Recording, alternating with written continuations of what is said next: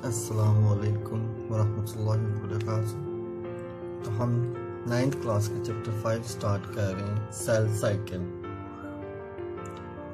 आज लेक्चर 1 में तो कुछ पहले बेसिक्स हम डिस्कस करेंगे। सेल क्या होता है?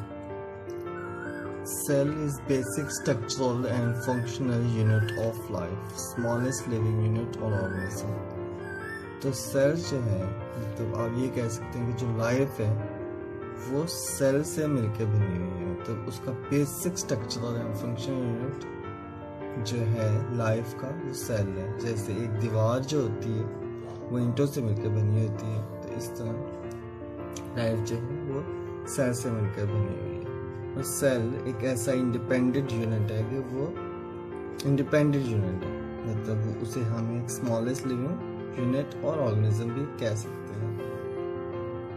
ठीक है, तो ये एक साथ आपके सेल की सिंप्लीफाइड डायग्राम भी बनाई गई है। ये बाहर इसके सेल मेम्ब्रेन है, अंदर ये डार्कर पार्ट न्यूक्लियस है, पे ये गोल्गी एपैरेटस, एंडोप्लाज्म, रेटिकुलम और ये माइटोकॉन्ड्रिया वगैरह और दूसरे ऑर्गेनेल्स हैं। ये आप चैप्टर 4 में पढ़ चुके हैं। चैप्टर का नाम है सेल साइकिल। तो उसमें से हमने देख लिया कि सेल क्या होता है, और ये आप फेमिलियर हैं। चैप्टर 4 में आपने मतलब बायोलॉजी का एक बेसिक कॉन्सेप्ट है, तो चैप्टर 4 में आपने पढ़ा साइकिल क्या होता है?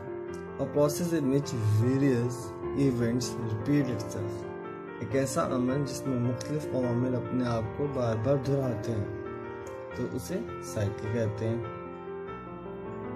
और इसकी मज़ीद आगे डेफिनेशन या कॉन्सेप्ट जानते हैं। The stage from which process starts after series of events is come again. Cycle में ऐसे होता है कि जिस स्टेज में जगह से या कंपाउंड से वो प्रोसेस अमल शुरू हुआ होता है, बहुत से अवामिल के बाद वही चीज़ दोबारा वापस आ जाती है। तो ऐसी चीज़ को साइकिल कहते हैं। इसकी मिसाल आप इस तरह समझ सकते हैं, जैसे कि आपने देखा होगा दिन रात ये इस तरह आते रहते हैं। तो ये एक साइकिल चल रहा है कि दिन फिर रात और फिर दिन आ जाता है, जैसे दिन रिपीट हो रहा है और रात भी ऐसे है। तो अभी देखते हैं कि सेल साइकिल क्या है। सेल साइकिल से मुराद है a series of ordered events which occurs within a cell or through which a cell pass through and prepare itself for deviate.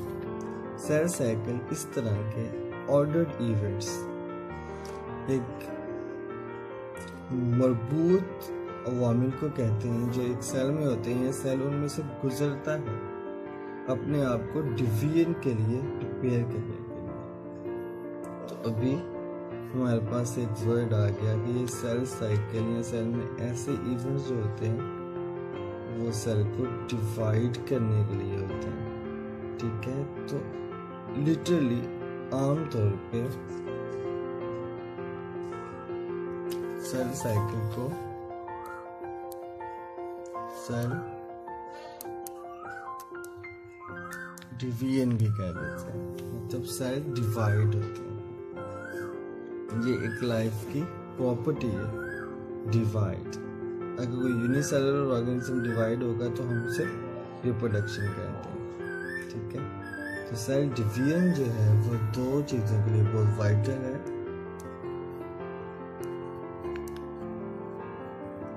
एक ग्रोथ के लिए और दूसरा डेवलपमेंट के लिए। ग्रोथ और डेवलपमेंट के लिए।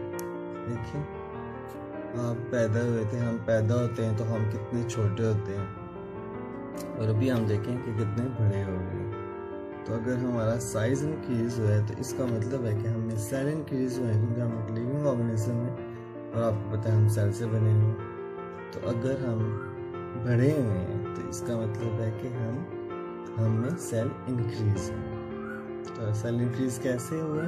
तो सेल डिवाइड हुए, रोजाना हमें ये में होता रहता है। तो सेल साइकिल ऐसे मरबूत एक दूसरे के साथ जुड़े हुए, एक दूसरे के बाद आने वाले अवामिल को कहते हैं कि जो सेल में होते हैं और उसे डिवीजन के लिए तैयार करते हैं। डिवीजन मतलब कि ये सेल 2 सेल बन जाएंगे, मतलब ये सेल अपना वजूद ख़त्म कर देगा और इसमें ऐसे प्रोसेस होंगे कि ये सेल 2 सेल्स में डिवाइड हो जाएगा। ये आपने एक क्लास में पढ़ा होगा। इस सेल को फिर हम, ये सेल जो डिवाइड हो रहा है, इस being divide, it is called parent cell, and the 2 cell which is formed as a result of division, they will be called daughter cells। ठीक है, अब मज़ीद सेल साइकिल को आगे से हम पढ़ते हैं। यूकैरियोटिक सेल्स, मतलब यूकैरियोटिक सेल्स में जिनमें 2 न्यूक्लियस होता है। सेल साइकिल को हम 4 फेजेस में डिवाइड कर सकते हैं। अब सेल साइकिल की हम डिवीजन पढ़ रहे हैं कि कितनी फेजेस होती हैं उसमें, और फिर हम उन फेजेस में क्या होता है ये पढ़ेंगे। पहली फेज गैप 1, जिसे G1 कह सकते हैं। दूसरी फेज सिंथेसिस फेज होती है, S फेज। उसके बाद गैप 2 फेज और उसके बाद M फेज। ये 1 2 3 4 फेज होगी। तो आपने याद रखते हैं, ये G1, S और G2 को मिला के इसको इंटरफेज कहते हैं।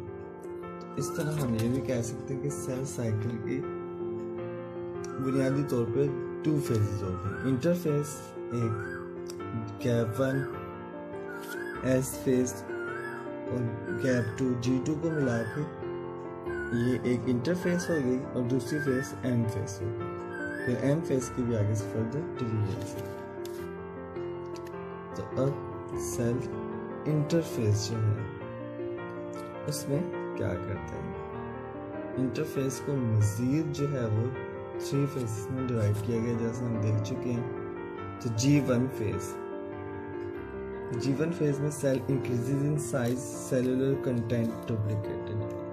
सेल अपना साइज इंक्रीज करता है और अपने कंटेंट्स जो भी उसमें होता है उसको डुप्लीकेट 1 से 2 बना लेता है। तो आप इसमें ना एग्जाम्पल इन क्लास की, अपनी क्लास की बच्चे बैठे हुए हैं और उसमें एक टीचर भी मौजूद है, तो उस क्लास से ही उसी जैसे दूसरी क्लास बननी है, आइडेंटिकल क्लास। तो क्या होना चाहिए, अगर उसी जैसी उस क्लास से दूसरी क्लास बननी है तो उस क्लास का साइज ज़रूर इंक्रीज होना चाहिए।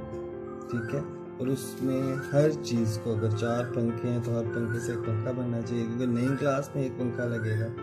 इस तरह चेयर्स जितनी हैं उनको भी 2-2 होना चाहिए, ताकि नई क्लास में भी उसकी चेयर की कमी को पूरा किया जा सके। तो ऐसे ही ये इसलिए इंक्रीज होता है सेल का साइज और कंटेंट्स डुप्लीकेट होते हैं।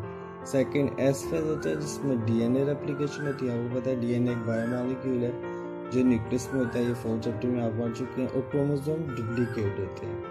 ठीक है, ये जो क्रोमोसोम का कंसेप्ट है ना, ये आगे चल के हम देखेंगे, क्लियर करेंगे, और इनकी डुप्लीकेशन। और ये जो रेप्लिकेशन का वर्ड आया है, डीएनए रेप्लिकेशन, इसके बारे में। तो डीएनए रेप्लिकेशन होती है एस फेज में। डीएनए रेप्लिकेशन का मतलब है डीएनए डुप्लीकेशन, मतलब डीएनए को डुप्लीकेट किया जाता है। सेल के और कंटेंट भी डुप्लीकेट हो जाते हैं, लेकिन डीएनए की डुप्लीकेशन एक बहुत क्रिटिकल प्रोसेस है। ठीक है, इसलिए इस फेज को अलग से मॉर्फोलॉजिकली डिफरेंट देखा गया है। और क्रोमोसोम्स भी डुप्लीकेट हो जाते हैं। G2 फेज में अब क्या होता है, G1 सेल साइज इंक्रीज हो गया, सेलुलर कंटेंट डुप्लीकेट हो गया, डीएनए डुप्लीकेट हो गया, बहुत सा प्रोसेस हो चुका है। ठीक है, तो G2 में सेल अपने आप को डिवीजन के लिए प्रिपेयर करता है। तो शुरू से भी कह रहा है, इधर फाइनली अपने आप को प्रिपेयर करता है। और integrity of duplicate chromosome is checked, ये चेक किया जाता है कि जो डुप्लीकेट क्रोमोसोम है वो ठीक है। और कुछ स्पेशल प्रोटीन्स बनाए जाते हैं, जैसा कि माइक्रोट्यूब्यूल्स जिससे बनती हैं, ट्यूबुलिन प्रोटीन। और ये प्रोटीन जो है वो क्रोमोसोम्स को मोबिलाइज करने के काम आते हैं। सॉरी, जो प्रोटीन्स लिखा हुआ है क्रोमोसोम्स। ठीक है, तो ये इंटरफेस की फेजेस जो है, सब फेजेस G1 S फेज और G2 फेज, उसमें ये सब कुछ होता है। तो ये कभी एक्सेप्शनल प्रोसेस होता है कि समटाइम्स सेल क्विट कर जाता है इस साइकिल को और वो तमाम प्रोसेस रोक देता है कि जो उसे डिवीजन की तरफ लेकर जाए, ठीक है। तो ऐसी स्टेज में उसे कहते हैं कि सेल G0 1, ठीक है। ये था सेल साइकिल का इंट्रोडक्शन। तो नेक्स्ट लेक्चर में इंशाल्लाह इसके बाद मज़ीद मुलाकात होगी। इसके बाद हम क्रोमोसोम का कंसेप्ट समझेंगे और फिर आगे इंशाल्लाह प्रोसीड करेंगे। अल्लाह हाफिज़।